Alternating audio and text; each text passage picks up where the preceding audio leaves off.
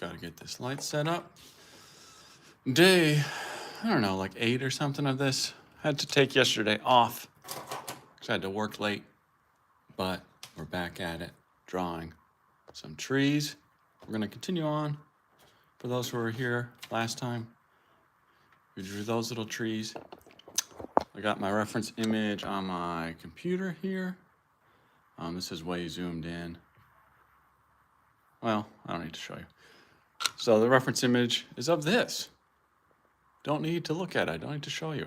But it's got the red lines, 1 by 1 in squares. We're doing a square a day to make the progress. Keep moving forward. And then eventually I will actually finish and be on to some new stuff. And I'll share all of that with you, of course. So we're just continuing on with our layering of trees and such, starting out with a 2H pencil. And I just want to get into the zone here. I just woke up from a nap, so I'm a little sleepy. But I'll explain it as I go, as people come on. But right now I'm just going to try to get some nice progress. This is with my 2H pencil, just starting these first layers here. And we're just kind of continuing these trees down, so just kind of mapping that out.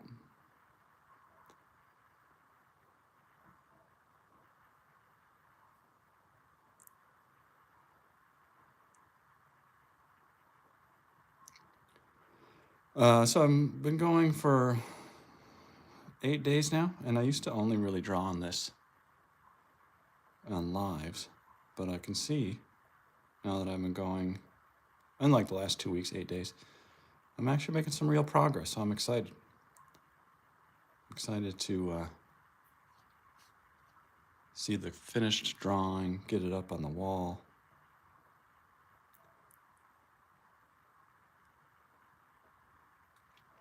And maybe take a little break from drawing trees. Give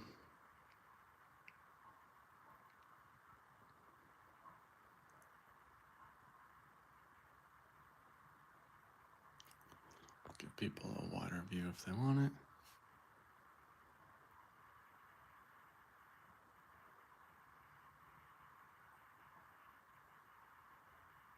These first layers, you're pretty loose with all your pencil marks. You don't want to get caught up in any sort of analysis paralysis. You're just doing these layering, just controlled scribbling, people. That's the name of the game here. And then you do all that, and then you end up with a super detailed forest. But you got to have the patience to get there, which is probably the most difficult part, really. Drawing really isn't too bad.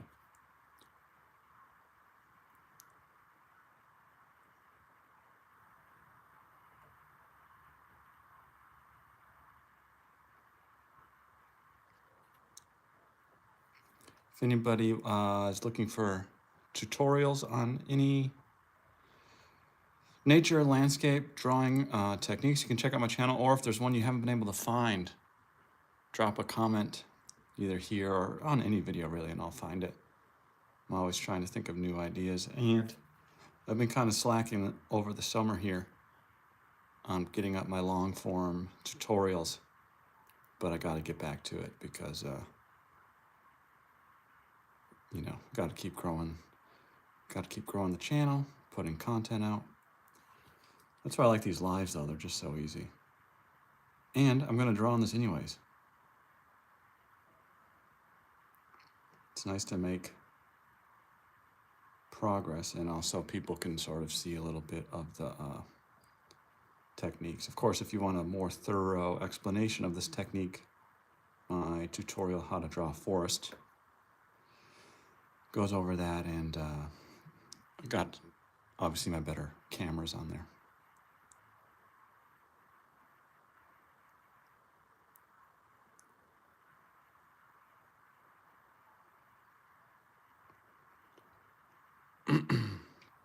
But all we're really doing here is layering these values to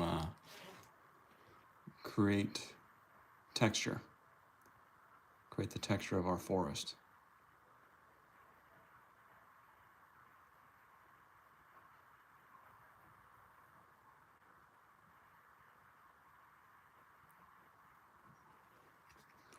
You want to get some random ones out here, even though my reference image doesn't have much out here.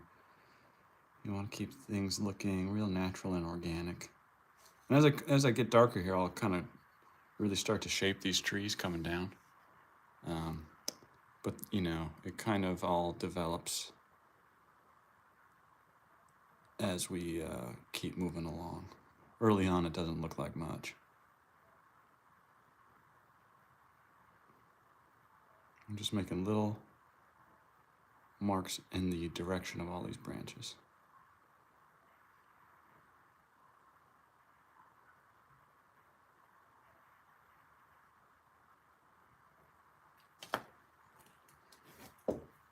For people who want to see what I'm drawing here, started this actually like, I don't know, 16 months ago, but I don't draw on it that often, so that's why I'm trying to do a little square a day, and that way I can keep the level of quality that I want, and I don't try to rush and do like a huge chunk. And obviously it keeps me in line with my reference image I got over there. But I noticed like if I don't kind of have a set marked off goal, I might take off. I don't focus in on the details as much. And I kind of gloss over it just to make progress. So I don't, obviously on this one, after this much time, I don't want to do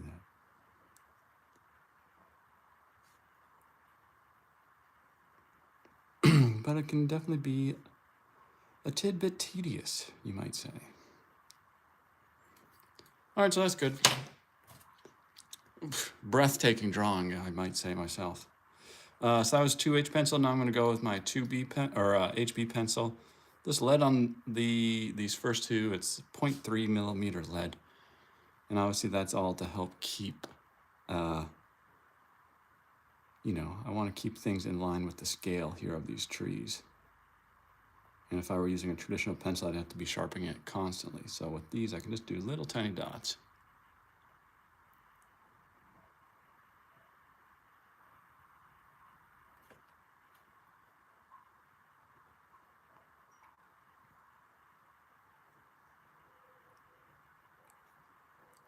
You can see on one of the previous days we did sort of part of the tree over here. I'm just continuing on doing the right side of the tree. Again, just making little marks in the direction of those branches. And this photo was taken just shortly after sunrise. So there isn't a lot of highlights on these trees. It's a lot of shadowy little darker areas. So you can see like this tree right here had some highlights hitting it. But for the most part, these are all kind of covered in, and we're going to shape them with our darker values. But like I was saying, you want to keep things natural and organic when you're drawing, you know, trees. So here's the top of those trees, and then here they kind of get muddied together. So while I am going to define these do run into each other quite a bit.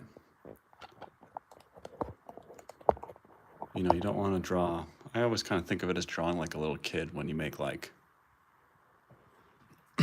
just a bunch of perfectly triangle trees. Which if that's your intention, you know, go for it. But if you're trying to draw a more realistic forest, don't be afraid if things get a little muddy and sort of, you can't really define where one tree starts and another ends, because that's really how it would appear in real life.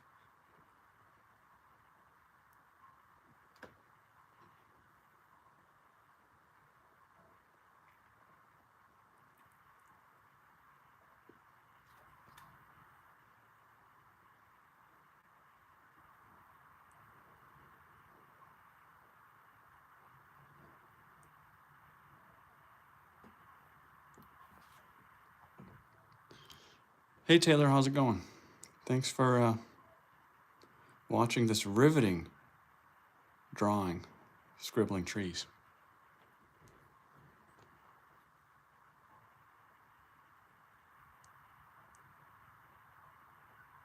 The right side of these, there is a slight amount of highlights coming in. Let's see. Absolutely beautiful. Thanks, Elizabeth. Yeah, I'll pop out and let me show you what the whole thing here is. So this is Mount Rainier. And I like to leave, some edging on my paper. So like I can sign it down here. And then when I cut out the paper, it also will make it a little bit easier to mat and frame. And I can decide the size of things a little bit more. Plus, if I had like a large sky up here where I was shading down more, I could put little notes to myself over here. So I like to use a little bit bigger sheet of paper and draw it smaller. Let me see. I love your drawing. Thanks. Yeah, thanks. It's kind of a practice in patience, really, but in the end, after all the work, it's something you can really be proud of.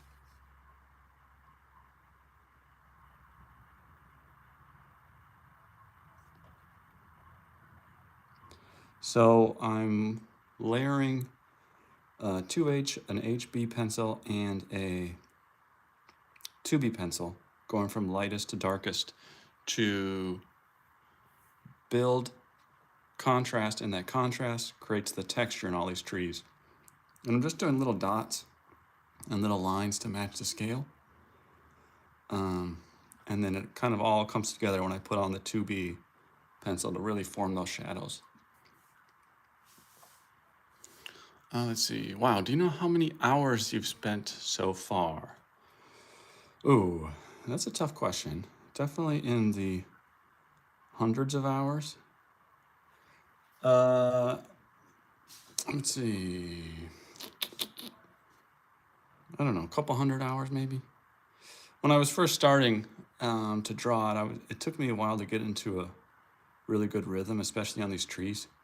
Figuring out like a process and the technique, and then also reminding myself that on the trees in particular, I don't mind if it doesn't match exactly. The mountaintop up here actually takes me longer because I'm trying to get this exact, to look, 100% exact in scale and size to Mount Rainier. I think about 4 hours, a little bit more than that. Each one of these little tree squares right now is taking me about 30 minutes on these lives, although it depends on, some days more people comment than others, so I like to make sure I reply. 5 hours? No. Probably a couple hundred.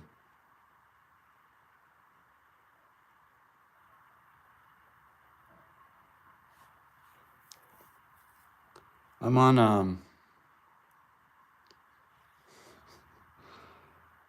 on day 8 of doing the square a day lives, and each live is about a half hour. So even in the last couple weeks, it's been 4 hours to do this chunk.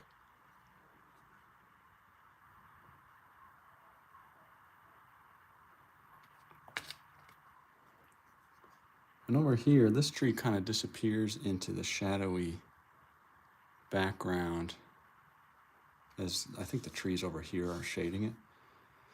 So I like to put some of these lines down to build the texture, but we're going to actually cover most of this.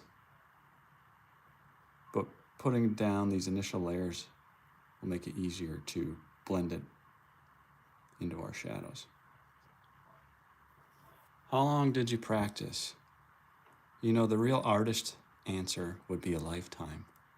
But on this one, I did some other little tree drawings. I didn't really practice for it though. It really is just sort of skills I've developed over the years drawing. And then I just kind of go for it. I would say there's maybe a couple attempts just on like smaller sketches that, help me with these trees, but I don't think it was anything more than like a half an hour.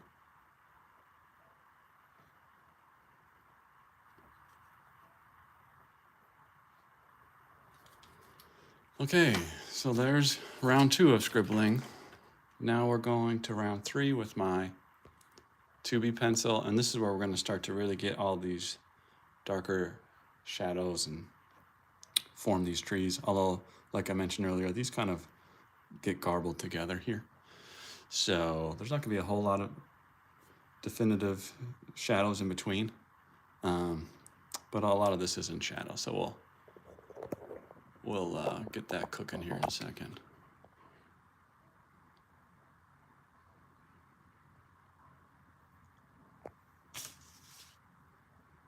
Yes. All right. Here we go. Zoom in, and away we go. Yeah, so there's a lot of real shadowy bits in here. So we're going to kind of lose a lot of these marks. But in between, see this tree coming down? And then on the right side, the sun is hitting from the right side, so we'll leave a little bit of lighter values on this side. I like it. How much will you sell it for? You know, I don't know if I would sell this one. I think somebody would have to make me an outrageous offer for how much time I've put into it. Because, I mean, otherwise,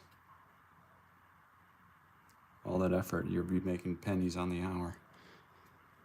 But if somebody offered me like 10,000, sure, I'd take it.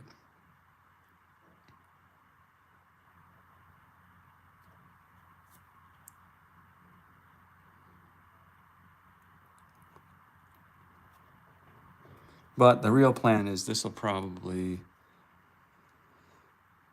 just hang up at our house. I'll get it framed and put it up on the wall here. What I might be more prone to do is do prints of it if people are interested in that. And then, you know, you bring it in, you get it scanned, and then I could actually even print it bigger probably then. But I don't know, the other realistic drawings like this that I've done that with, I didn't get them scanned. So I kind of have to make that decision before I get it framed, obviously. But that'd more likely be the route, because otherwise for the original drawing, it takes so much time, it'd be an absurd amount for a pretty unknown artist like myself. The things I've had the artwork I've been most successful with, if you look on my page, some of the earlier videos, I did paintings of these animals. I did a series called Unnatural Selection, and those I've actually sold quite a few prints of. And I've had people who legitimately are interested in the originals, but again, there's a reason why originals are really expensive.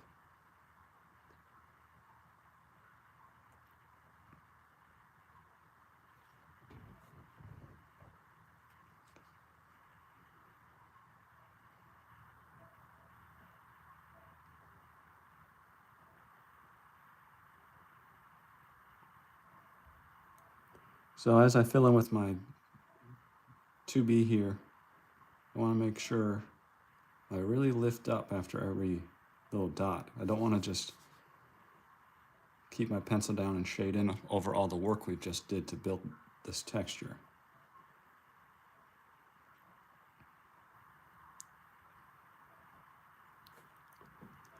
When did you first draw? Well, when I was a little kid, I was always drawing in school.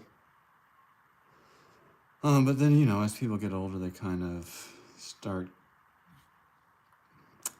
losing a lot of their artistic, the drive to create art. But I got back into it about 7 or 8 years ago.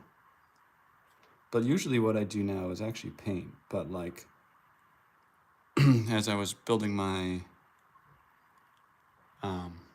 YouTube channel, people sort of seem most interested in my drawing. But in painting, you know, it's got such a foundation in drawing. They all go hand in hand. So I hope at some point I can bridge the gap to do a little bit more painting on here. Been watching a lot of other tutorials for drawing and painting. And I kind of committed like the cardinal sin for artists where like I can't help but compare my videos. Boy, there's some really good tutorials that explain it really well. But I got to remember I'm often explaining my process. And I think that's important to remember when you're watching tutorials. Take what you like, but also remember like nobody can create your art like you do. So don't forget, even though you're learning how to do things maybe better or more efficiently, don't forget to add some of your own, you know, flavor and tricks and point of view and whatever you're creating. How old are you? 43.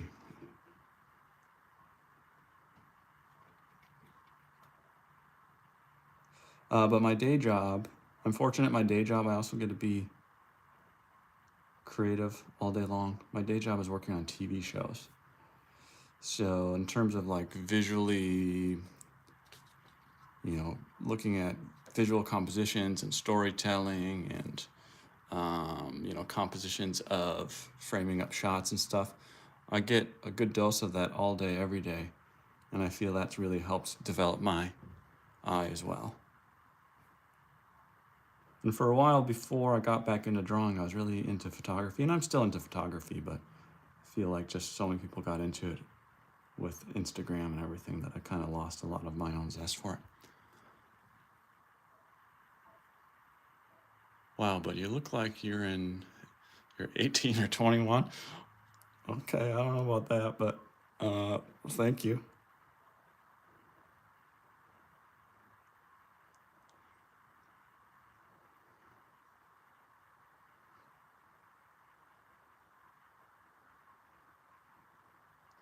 So even on these 2B, this is like my deeper shadows here. But I like, even with this, to leave a little bit of variation. I don't want to just have the graphite super solid, because if you were there in person seeing this forest, you're going to see slightly different little shadowy areas and textures that you can pick up with your human eyes that my reference image has it. Things kind of crushed down for, what's the word? Crushed down just for it to be a little bit more dramatic and have some of those shades pop, but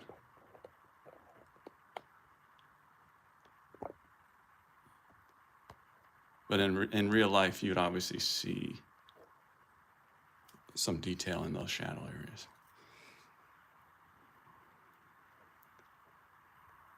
So far, you're my favorite YouTuber. Wow, thank you.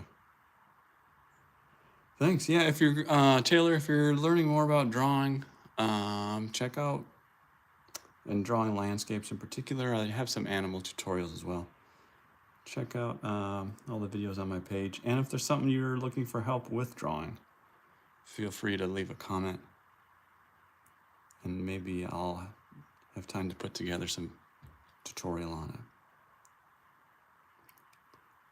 But what I was saying before, don't forget when you're learning and drawing or painting or creating art, when you're watching tutorials, make sure you put a little piece of yourself in there as well, because that's what makes your art unique and special to you, rather than just sort of following the step-by-step process that somebody else tells you. Everybody drawing the same way, nobody stands out.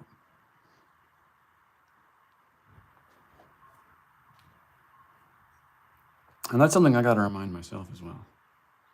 Especially like, as I was saying, some of these tutorials, they're so well thought out and taught. I got to sort of stop comparing myself. Have you ever got mad at drawing? Oh, for sure. Oh, for sure. You get mad and frustrated, and you start over.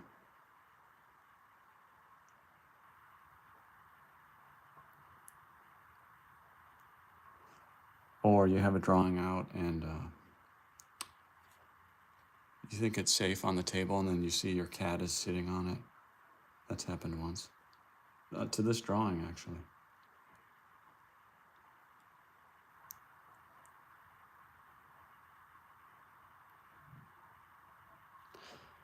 You're so talented. Thanks, Taylor.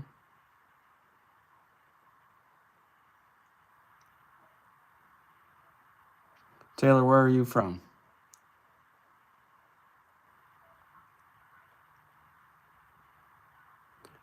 You can see here, this tree kind of comes down here, and this is another one that disappears into the shadows, but I just want to leave a slight bit of that texture we have in there. Texas. All right.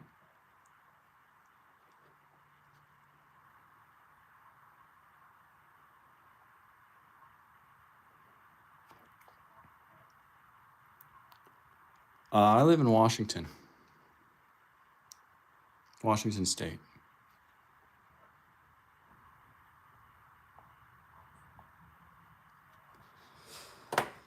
So that's pretty good. So now what I like to do, I kind of like to blend these bottoms out a little bit more. Here, let me show you what. It does sort of disappear. It's a little hard to see. Sort of disappears here. We got some glare. So I just want to work that a little bit more. But I want it to be super soft. And what I like to do is take this eraser and I rough it up on a little piece of sandpaper so I have a rough edge on it. And these erasers, what I like about them is they're actually not good at erasing, so I can just sort of very lightly lift up some top layers as it, again, blends into those shadowy areas in the back. And you still want to mimic your pencil, sort of like the scale of your pencil marks, but it just kind of softens it and blurs things just ever so slightly together to really pull that texture. And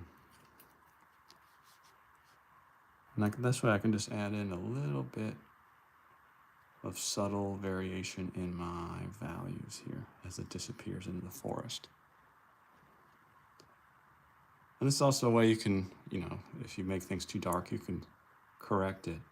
But just like with the pencil, I don't want to just, rigorously go over everything. You're just doing little dabs, just that same motion I was doing with my pencil. And also, as I mentioned earlier, keeping things random, this can really help you keep some real randomness. Because even though I'm working hard to not create a pattern, I know sometimes I still create just the classic tree shape, and I don't want to do that.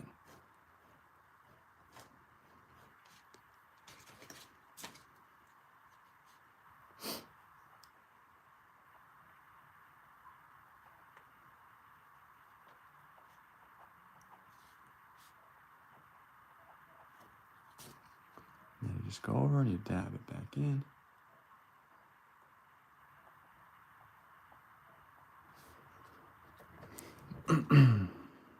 But I think this is starting to look pretty good for our progress today. Tomorrow we'll do this square down here. What my goal is, so it's a square every day till I finish it off, right? And keeping in, like I said, so much of when I was starting was being in rhythm. I'm gonna stick to all these trees, finish all those off. And then down here is actually a lake. I only got a little bit of it. You can see it's reflecting a little bit. So I'm going to finish off all these trees over the next several days. Then I'm going to do all the lake, and then I'll come up and do the mountain, which, as I said, that's the really tedious part because I want to get that exact. Whereas the forest, I don't mind. just kind of using my reference image as more of inspiration rather than getting everything exact. But I think I'm just going to do a few more little refining steps here just to make sure things appear random and call it a day.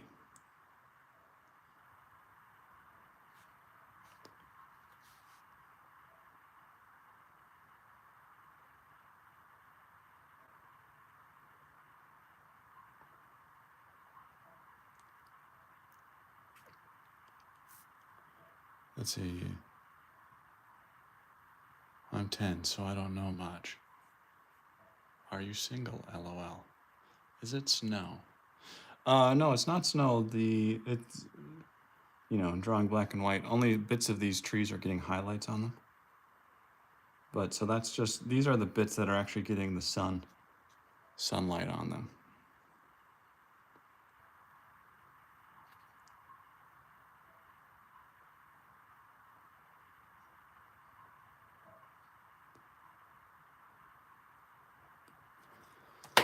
All right, I think that's good. So, thanks for watching, everybody.